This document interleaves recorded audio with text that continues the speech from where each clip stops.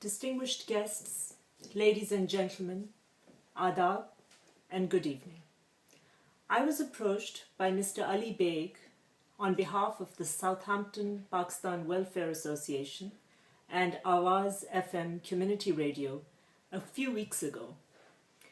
As the joint organizers of that event, they wanted me to speak to you on this historic occasion. March 23rd is the date, 72 years ago, when a historic resolution was passed in the beautiful city of Lahore, asking for independent states for the Muslims of British India. As you know, this later became known as the demand for Pakistan. And although I regret that I cannot be there with you today to celebrate this momentous day, the resolution and its fruition, I hope that I can inspire you through this video message to work towards a more egalitarian Pakistan and one that values its female population. As a lawyer and a writer, I have written on women's rights through the years in Pakistan and how they have developed, and I hope to share some of those insights with you today. In the words of our great founder, Quaid-e-Azam Muhammad Ali Jinnah, no nation can reach the heights of its glory unless the women are side by side with the men. It is only fitting, therefore, that women were intricately involved with the Pakistan movement since its inception. As early as 1937, the Muslim League had a women's wing. And after the death of Muhammad Ali Jinnah's wife, Rati, his sister Fatima accompanied him to all important gatherings, including when he visited very conservative parts of the country and met with tribal chieftains. So right from the outset, our leader wanted to send a message that the women of Pakistan will have a visible public role, that they will be educated, provided opportunities in the workplace, and empowered as individuals in their own right. Fatima Jinnah carried this mantle with great strength. And as early as 1965, at a time when in a country like Switzerland, women still did not have the right to vote, she challenged a dictator in the race for the president of Pakistan. Had the race been free of fraud, she may even have won. But in spite of the fact that she lost, an important precedent was set that women can aspire for the highest office of the land. And surely, 2 decades later, in 1988, Benazir Bhutto was elected Prime Minister and became the first Muslim woman to lead a modern-day nation-state. This is important for 2 reasons. It is also a great source of pride for us, just as Fatima Jinnah's race earlier. Throughout the 80s, Benazir led the movement for the restoration of democracy. She withstood jail and challenged again a ruthless dictator. This Benazir's election is also a source of pride for us because by voting her in, the Pakistani people proved that they are not bigoted. And for the majority of our people, being a woman is not a disqualification for public office. More recently, other inspiring figures come to mind. Asma Jahangir, a renowned lawyer and human rights activist, was elected as president of the Supreme Court Bar Association last year. Sharmeen Obaid Chinoy was the first Pakistani ever to win an Oscar this year for her groundbreaking documentary about acid burn victims. Mukhtara Mai must also be mentioned.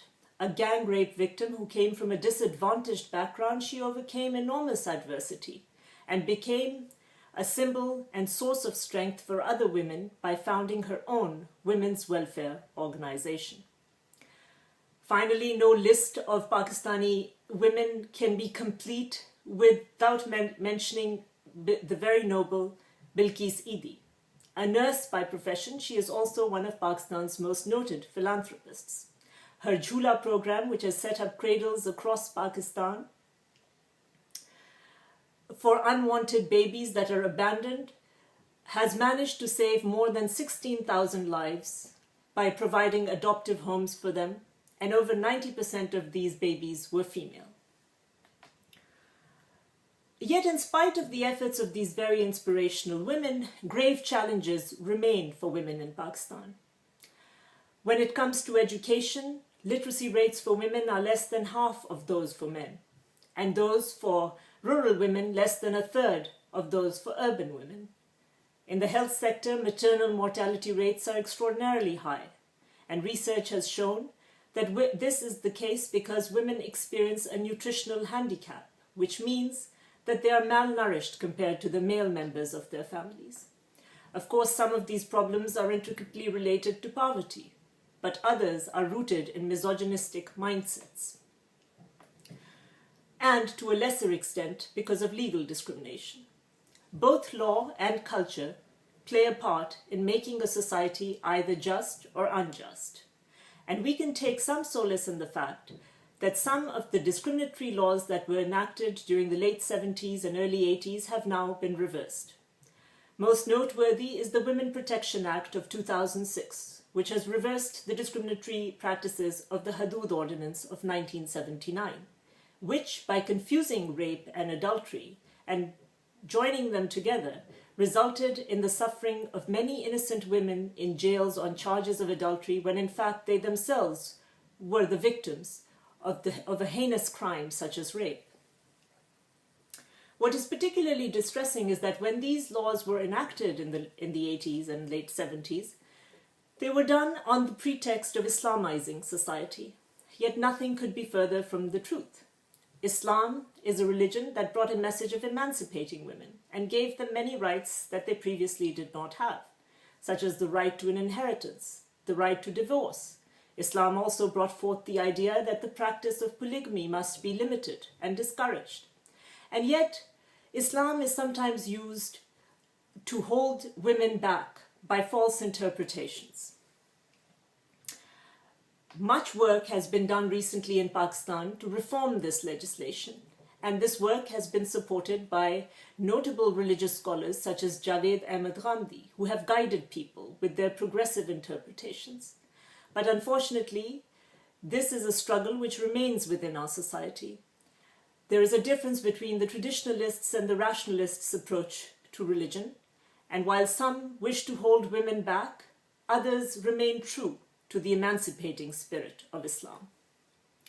The current government should be praised for enacting some legislation that seeks to better the condition of women in Pakistan. A law penalizing sexual harassment in the workplace, as well as criminalizing acid throwing on women, has been enacted. Other practices, such as marrying women off to the Quran so that they can be denied an inheritance, have been banned. Yet, at the same time, women still suffer by honor killings and customs such as swara, vani, karokari. Also, the new laws that have been enacted to better the condition of women need to be implemented more forcefully. One of the pitfalls of our legal systems is the fact that there is very little female representation at the thana and the kacheri, at the court and the police station, if you will. As a result, the registration of crimes against women suffer, and so does their favorable adjudication. Adding to this complication is the fact that very few women have made it as judges of the High Court, and no Pakistani woman has ever sat on the bench of the Supreme Court. So more judges and women police officers are desperately needed. There is also the complication of vested interests, who are often lawmakers but lawbreakers also at the same time. Although they help pass progressive legislation in Parliament, in their own villages they often circumvent the very laws that they helped enact. To give you two examples, a sitting government MNA recently has allegedly been responsible for the forced marriage of a Hindu girl to a Muslim boy in Pakistan. And although some women of his party have criticized him vocally, including the president's sister, no tangible action has been taken against him. Similarly, a few years ago, the education minister, who had sent his own daughter to Cambridge for an education, mind you, was involved in a panchayat decision which settled a feudal dispute through the trade of underage girls. It is these jirga and panchayat decisions which run as a parallel justice system in our rural areas that do much damage to women's rights. But the issue of hypocrisy must also be raised. If we can send our own daughters to Cambridge for an education, why can't we at least ensure a decent education for the daughters of the masses? If we can give our own daughters a car and a driver to take them to school or work, why can't we at least ensure women-friendly transport for the daughters of the masses? For public transport in Pakistan is a source of great harassment for women and often becomes the reason why families pull their daughters out of college or the workplace. In certain parts of the country, women are denied the right to vote, although legally they have had this right since 1947. And it has been discovered that members of all political parties, religious and secular, have been involved in this discrimination.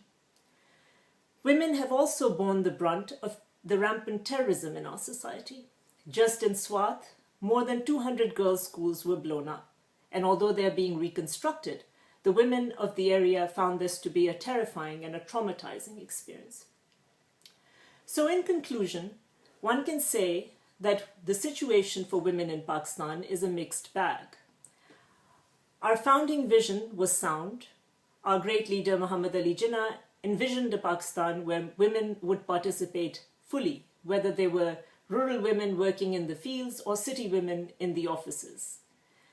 They were to contribute fully to our society and to our economy. In order for this to happen, we must respect them, and just as the law is being reformed to allow for this, so must the culture change, and that is a far harder battle. I am sure that every one of you in this room can do something to that end. If nothing else, at least read the Pakistani newspapers online regularly so you can equip yourself with the knowledge of what is going on. For knowledge is power, and you can use that knowledge to transmit it to others, to write about it, create further awareness. Some of the young people may be very adept at social media and the internet, and can you document this in film form and transmit it that way? Many of us who are here today are very fortunate, and we have the benefit of an education and an income, and we must use that to benefit the masses of our country. We cannot fail them, especially the women of Pakistan. Thank you, and Pakistan Zindabad.